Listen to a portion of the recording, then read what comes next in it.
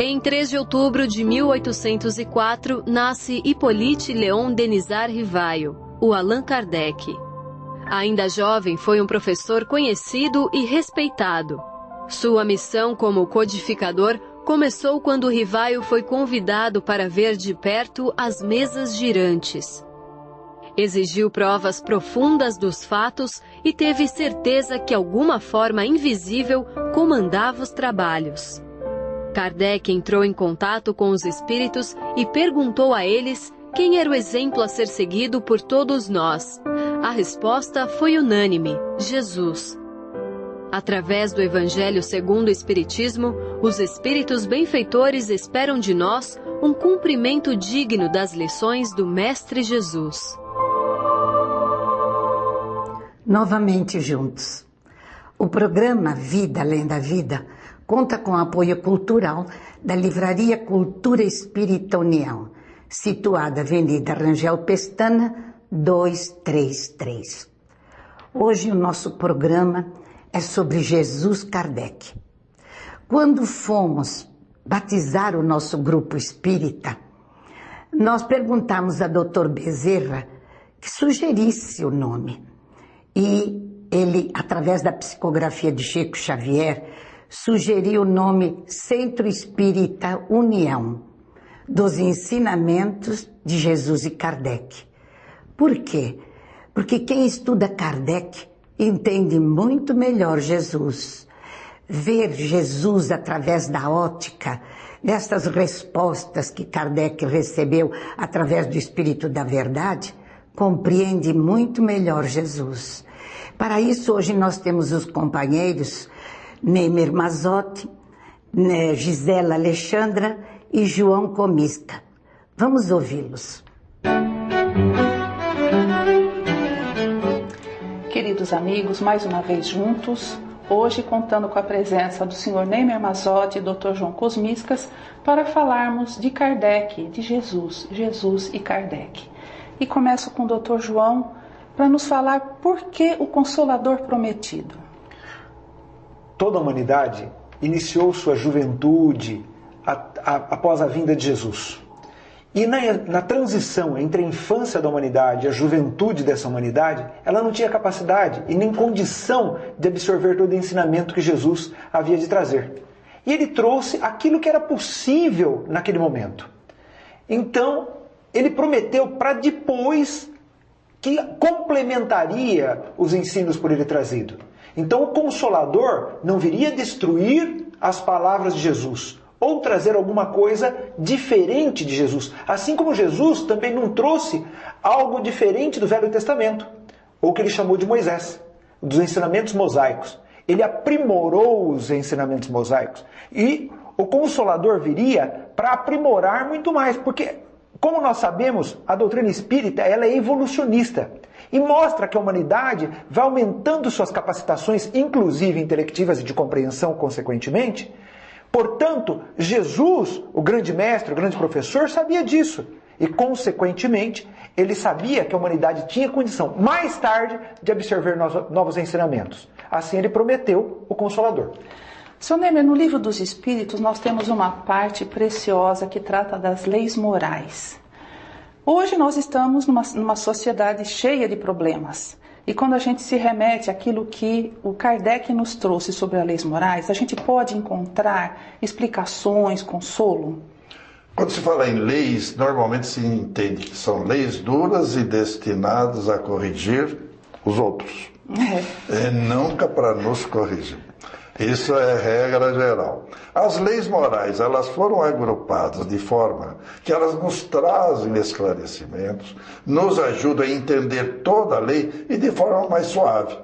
Geralmente, como a gente tem esse hábito de ser a lei contra os outros, deixa de se analisar a lei no exercício, como nós exercendo. Então, o grande enfoque da doutrina espírita ao tratar das leis morais, ela trata como indivíduo que tem que viver as leis morais, irradiar as leis morais, exemplificar as leis morais e não exigir. Não é esse o aspecto. exigir que as leis funcionem. Então isso foi um caminho que abriu, que abre, e que nós sabemos que aquilo que não está funcionando hoje é resultado dessa visão de que as leis morais são para coagir, são para impedir, para exigir que os outros se comportem. E no Espiritismo, as leis morais funcionam para exigir que nós nos comportemos e, ao mesmo tempo, melhoremos a sociedade. E uma grande contribuição para a nossa evolução. É o que vai resolver o problema. Não adianta ficar querendo exigir que os outros façam.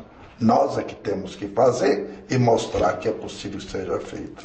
Na sequência do Livro dos Espíritos, Dr. João, veio o Livro dos Médiuns. Do que trata o Livro dos Médiuns? Por que ele é importante para estudos ou para a prática da mediunidade? Então, o Livro dos Médiuns, ele dá sequência ao aspecto fundamental que é a ciência espírita. A ciência da correlação entre os dois planos, ou seja, o plano dos encarnados e desencarnados, e sendo que o plano dos desencarnados, ele tem diversas dimensões.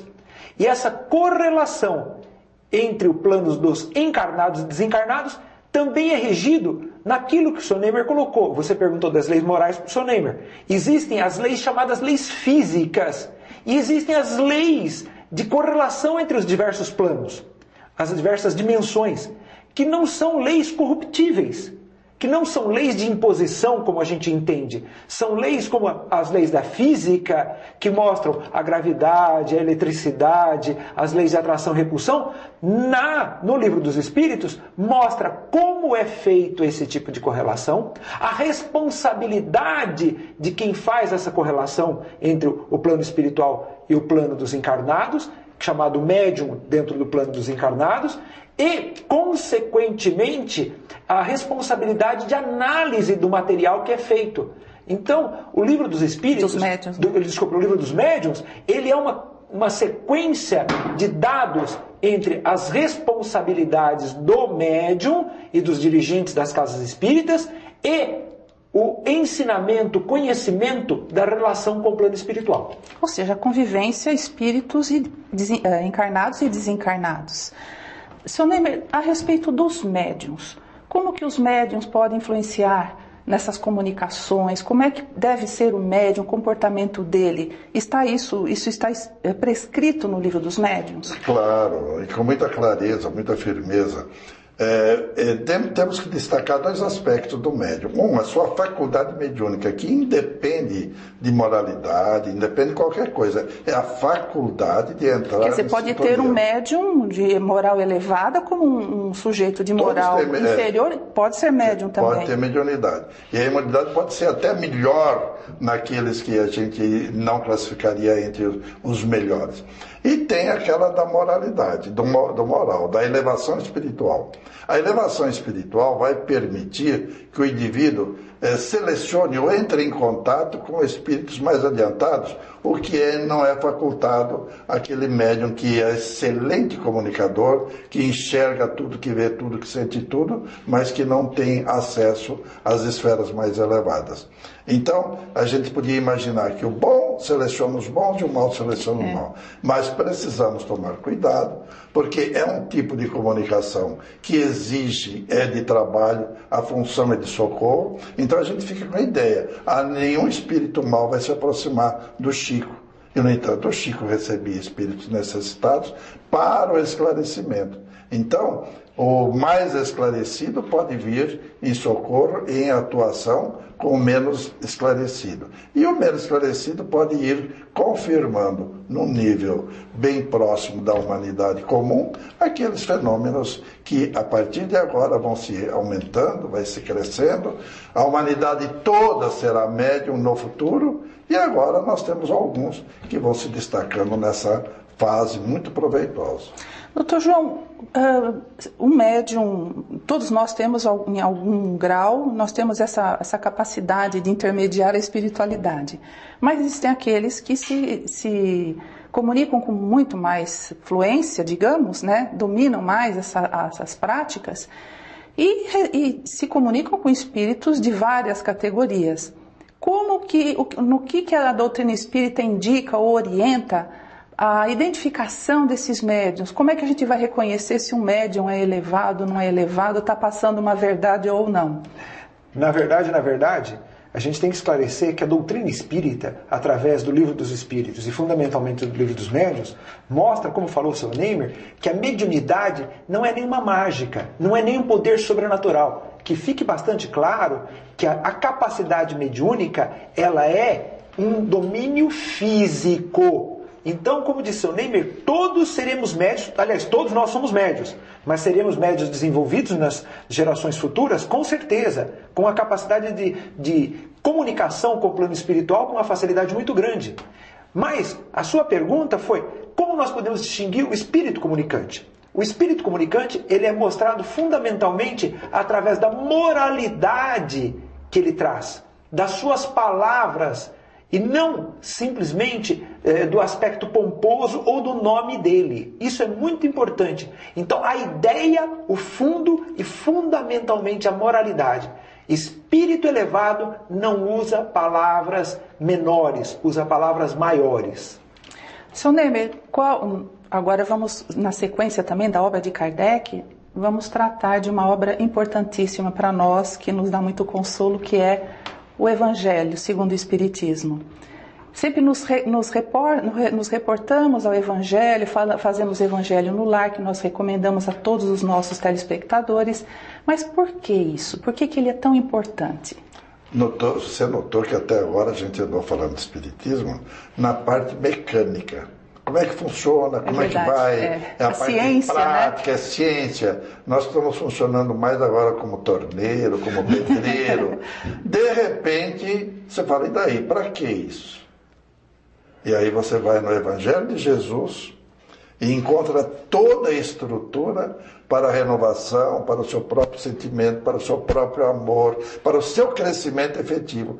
Toda a forma de entender como é que funciona um carro é muito bom, mas dirigir o carro para um bom caminho é melhor ainda. E é o que o Evangelho faz, porque ele vai provocando que nós aproveitemos as novas informações e desenvolva valores próprios para esse período de crescimento. É a introspecção.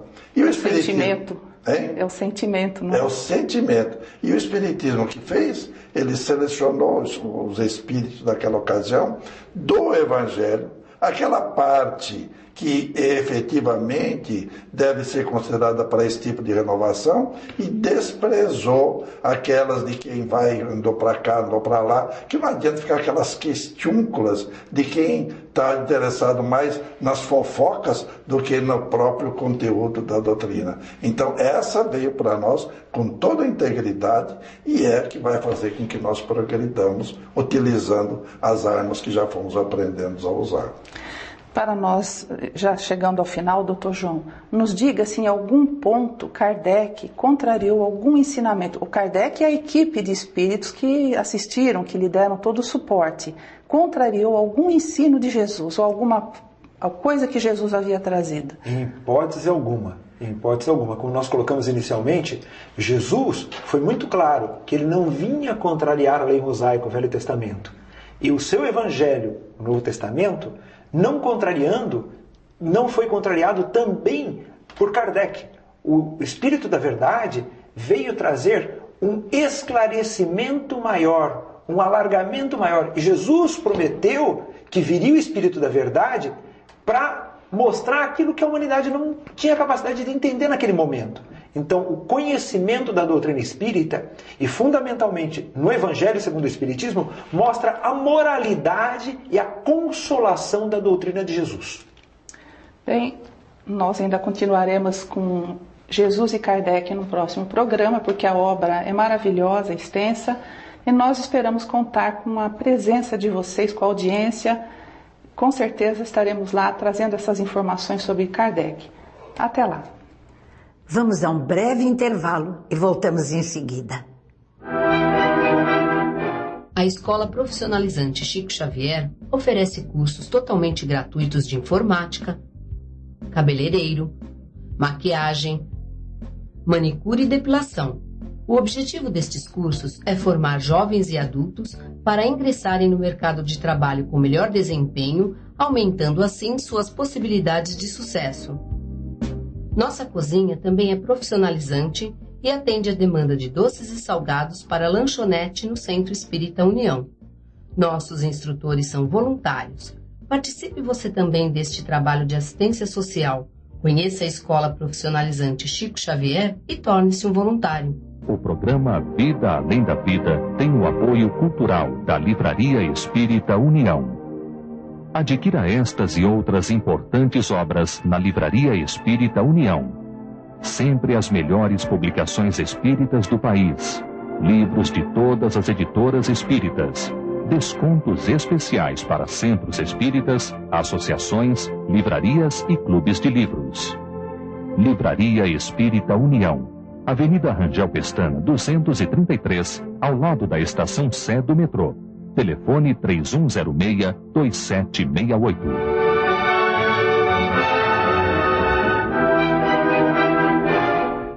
Voltamos com Vida Além da Vida, um programa que conta com o apoio cultural da Livraria Cultura Espírita União, situada Avenida Rangel Pestana, 233. Vamos ao nosso momento literário com Carlos Tuller. Amigos do programa Vida Além da Vida, nesse nosso encontro de todas as semanas, sob o patrocínio da nossa editora Cultura Espírita União, vamos trazer obras que nos falam sobre uma importante ajuda que a doutrina espírita traz a todos nós, o passe. E para hoje, selecionamos 3 livros.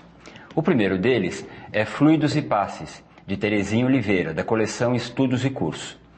O passe é uma transmissão de energia e não surgiu com o Espiritismo. Jesus impunha as mãos nos enfermos e transmitia-lhes os bens de saúde. Com seu amor, usava seus recursos para restaurar a harmonia. Seus apóstolos o seguiram e passaram a impor suas mãos em nome do nosso Mestre. Hoje, através do Espiritismo, o verdadeiro cristianismo redivivo, podemos utilizar todo o movimento socorrista do plano invisível pela imposição das mãos. Os passes fluem dos mensageiros de Cristo para aqueles que necessitam e se constituem em todo o esforço do nosso Mestre na ajuda aos sofrimentos do mundo. Nessas palavras de Emmanuel, no prefácio desse livro, encontramos o consolo de Jesus, traduzido nos estudos de Kardec e de Mesmer, sobre o magnetismo, abrindo novos horizontes para a pesquisa científica. O segundo livro de hoje é O Passe Magnético, seus fundamentos e sua aplicação, de Salvador Gentili. Com a proposta de rever os métodos usados e unificar os procedimentos, e ao mesmo tempo dar uma noção mais aproximada da realidade dos mecanismos do passe e da sua aplicação, sob os ensinamentos da doutrina espírita. O livro propõe também trazer um rico material para estudo e discussão, relembrando Kardec. A condição para esse trabalho é a própria depuração moral e ética, o que não pode ser alcançado sem o mais completo desinteresse material e moral. O primeiro é mais fácil, o segundo, o moral, é mais raro. O terceiro de hoje é o passe, seu estudo, suas técnicas, sua prática, de Jacó Melo. Nesse livro, o autor enfoca o passe sob o ponto de vista da doação, as técnicas, os fluidos, quem doa e quem recebe, os efeitos, tudo enfim que é necessário para o aprimoramento desse trabalho.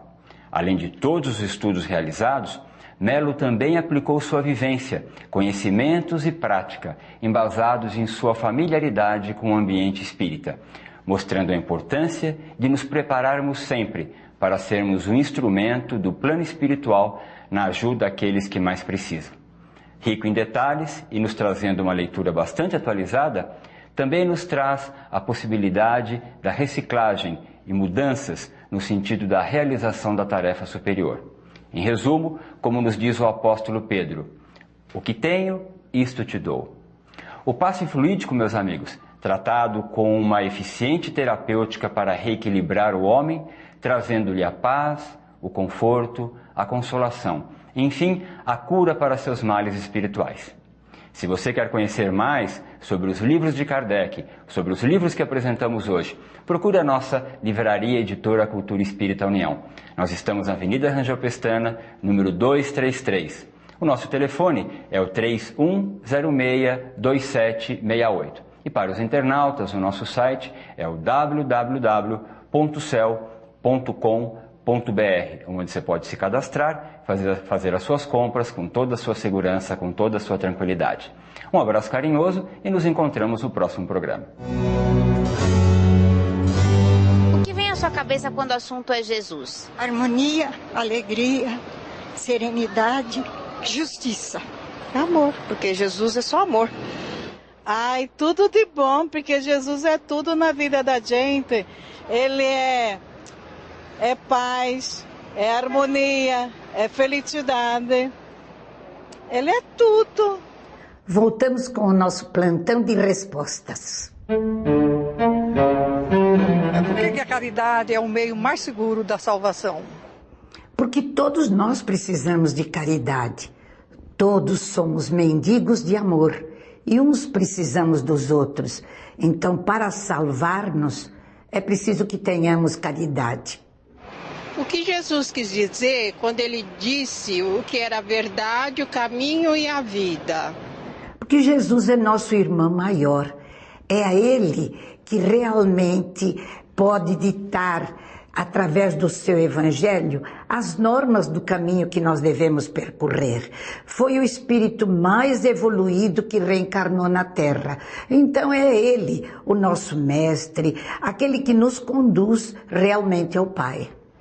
Como Kardec teve certeza que o Espiritismo é o consolador que Jesus anunciou? Kardec não era só emoção, era razão também. E estudando as respostas que vinham através do Espírito da Verdade, ele analisou quanta verdade traziam e quanta lucidez, quanta razão. Então, todas as religiões que ele conhecia, que havia estudado e por onde passara, nenhum consolava mais que o Espiritismo. E hoje nenhuma consola mais que a religião espírita. Se Jesus considerasse a si mesmo puro demais, a ponto de não tolerar o contato das fraquezas humanas, se acreditasse que tudo deve correr por conta de Deus, se nos admitisse irremediavelmente perdidos na rebeldia e na delinquência, se condicionasse o desempenho do seu apostolado ao apoio dos homens mais cultos, se aguardasse encosto dinheiroso e valimento político a fim de realizar a sua obra, ou se recuasse diante do sacrifício, de certo, não conheceríamos a luz do Evangelho que nos descerra caminho à emancipação espiritual. Se Allan Kardec superestimasse a elevada posição que lhe era devida na aristocracia da inteligência, colocando honras e títulos merecidos acima das próprias convicções, se permanecesse na expectativa da adesão de personalidades ilustres à mensagem de que se fazia portador, se esperasse cobertura financeira para atirar-se à tarefa, se avaliasse as suas dificuldades de educador com escasso tempo para esposar compromissos diferentes do magistério, ou se retrocedesse perante as calúnias e injúrias que lhe ençaram a estrada, não teríamos a codificação da doutrina espírita que complementa o Evangelho, integrando-nos na responsabilidade de viver. Refletindo em Jesus e Kardec, ficamos sem compreender a nossa inconsequência quando nos declaramos demasiadamente virtuosos, ocupados, instruídos, tímidos, incapazes ou desiludidos para atender às obrigações que nos cabem na doutrina espírita.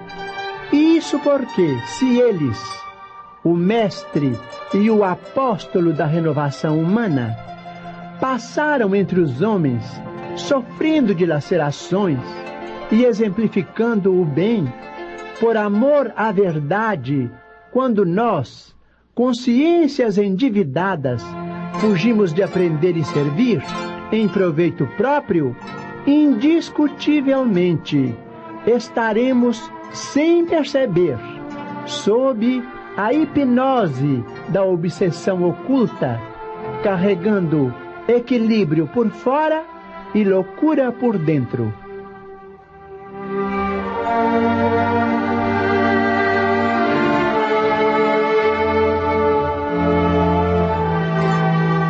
Vida Além da Vida chega ao seu fim. Até a próxima semana, se Deus quiser.